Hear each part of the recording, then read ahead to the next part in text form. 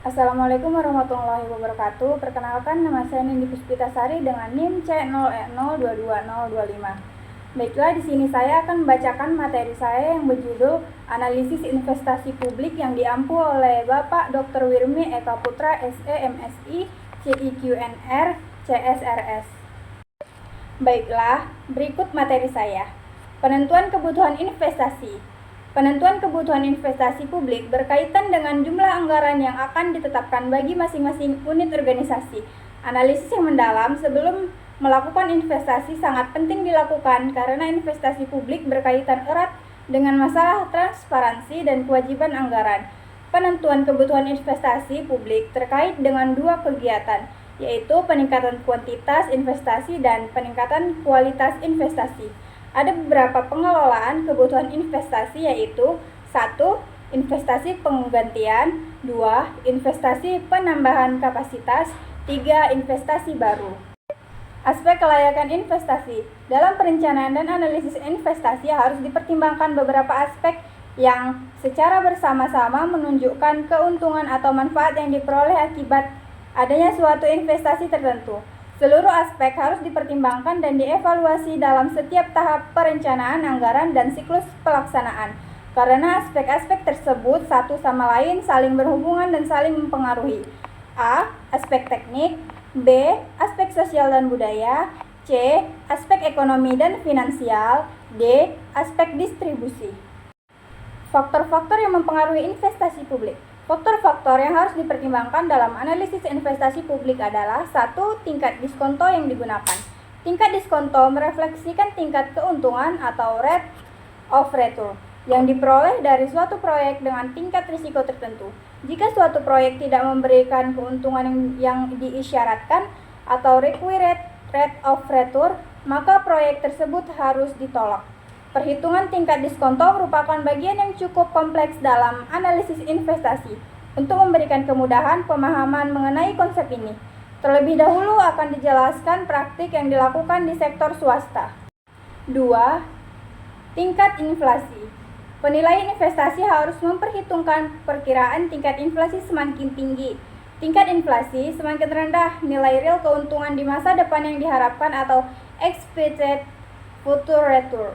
Sehingga semakin tinggi tingkat keuntungan yang diisyaratkan, inflasi yang tinggi menyebabkan required rate of return semakin tinggi. 3. Risiko dan ketidakpastian. Required rate of return akan semakin tinggi jika risiko investasi naik.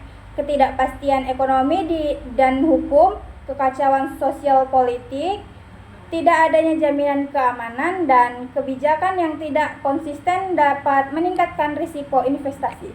Faktor-faktor tersebut menyumbang risiko investasi suatu negara atau country risk, yang jika suatu saat parah dapat mengarah pada kategori default country. Terjaminnya keamanan berinvestasi, pengakaan hukum dan demokrasi, terjaminnya property right dan contract right dapat menurunkan risiko investasi.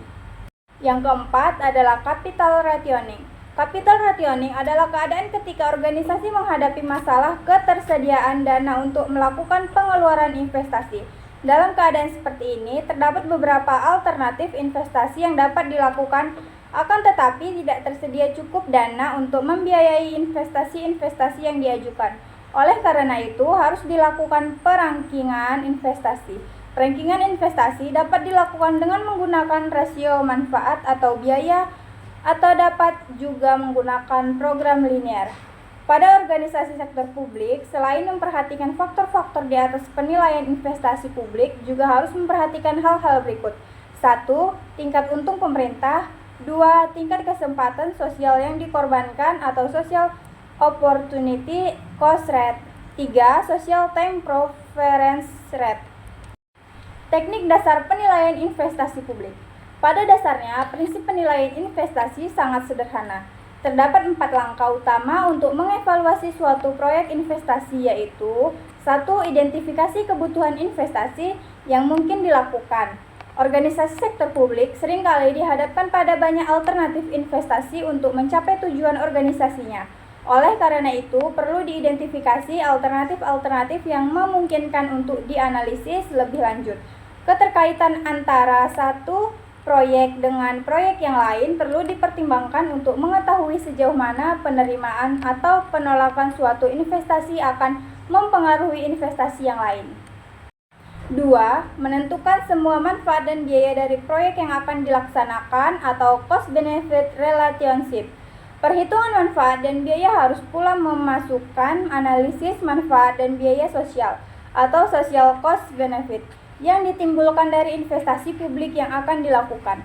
Pada organisasi sektor publik, biaya dan manfaat seringkali tidak dapat secara langsung diukur dengan satuan uang, sehingga teknik-teknik analisis biaya manfaat sangat cocok untuk diterapkan. Dalam analisis biaya manfaat ini, benefit atau manfaat ditekankan pada semua keunggulan ekonomi dan sosial yang diperoleh, sedangkan untuk cost atau biaya ditekankan pada kelemahan-kelemahan proyek yang kuantifikasikan dalam bentuk uang. Sebagai contoh, ketika suatu organisasi sektor publik merencanakan membuat sebuah jalan baru, maka akan muncul monetary cost untuk biaya konstruksi dan perawatan. 3. Menghitung manfaat dan biaya dalam rupiah. Langkah kedua adalah menghitung manfaat dan biaya investasi dalam satuan rupiah.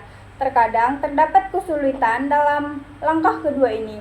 Kesulitan yang dihadapi adalah apabila biaya dan manfaat dari suatu proyek tidak dapat diukur dalam bentuk rupiah, misalnya manfaat dan biaya sosial.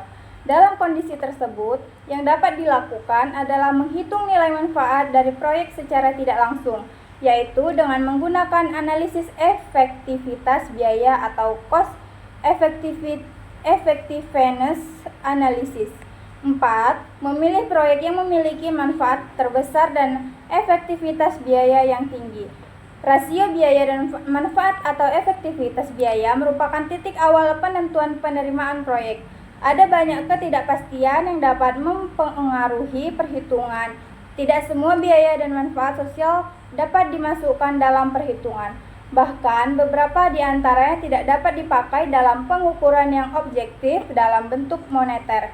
Analisis moneter mungkin mengindikasikan bahwa proyek akan memberi nilai uang terbaik, tetapi faktor-faktor politik, respon pemerintah, serta tekanan-tekanan sosial menyebabkan pertimbangan biaya manfaat diperlukan atas proyek tersebut. Untuk menganalisis usulan investasi publik, manajer publik dapat menggunakan alat analisis yang bisa digunakan untuk menilai kelayakan suatu proyek pada sektor swasta. Misalnya, cost vs benefit analysis, payback period, dan NPV. 1. Cost vs benefit analysis. 2. Payback period. 3. Net present value atau NPV. 4. Analisis efektivitas biaya atau cost effectiveness analysis. Baiklah, dari materi yang saya bacakan tadi, maka saya dapat menyimpulkan keputusan investasi modal merupakan salah satu keputusan penting yang harus dibuat oleh manajemen. Untuk membuat keputusan tersebut, dibutuhkan informasi atau hasil analisis yang cermat dan akurat. Kekeliruan atas keputusan yang dibuat biasanya diakibatkan oleh informasi yang digunakan tidak akurat atau menyesatkan. Metode analisis usulan investasi modal yang dapat digunakan dibagi menjadi dua kelompok, yaitu metode yang mengabaikan bunga atau no discounting models dan metode berbasis bunga atau discounting models. Metode yang mengabaikan bunga ada dua model, yaitu model periode kembalian atau payback period dan metode tingkat kembalian sederhana. Metode-metode ini jarang digunakan karena hasilnya kurang akurat. Oleh karena itu, apabila keputusan yang diambil hanya mendasarkan pada hasil analisis ini, maka keputusannya akan keliru. Metode lain yang banyak digunakan adalah metode berbasis bunga, karena metode ini lebih realistis dengan mengakui perubahan nilai waktu dari uang atau the time value of money. Selain itu, metode ini menghasilkan informasi yang lebih akurat untuk dasar pengambilan keputusan. Sebuah usulan proyek investasi jika telah dipilih dan ditetapkan harus diaudit.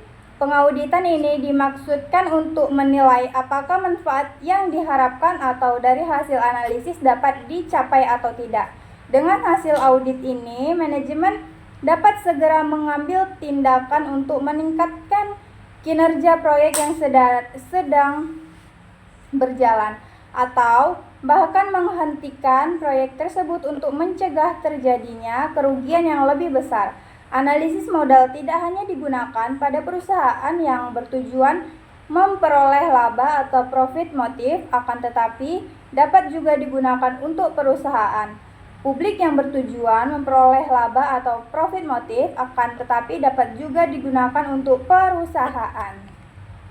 Baiklah, hanya sekian yang dapat saya sampaikan. Kurang dan lebihnya saya mohon maaf. Saya ucapkan terima kasih. Wassalamualaikum warahmatullahi wabarakatuh.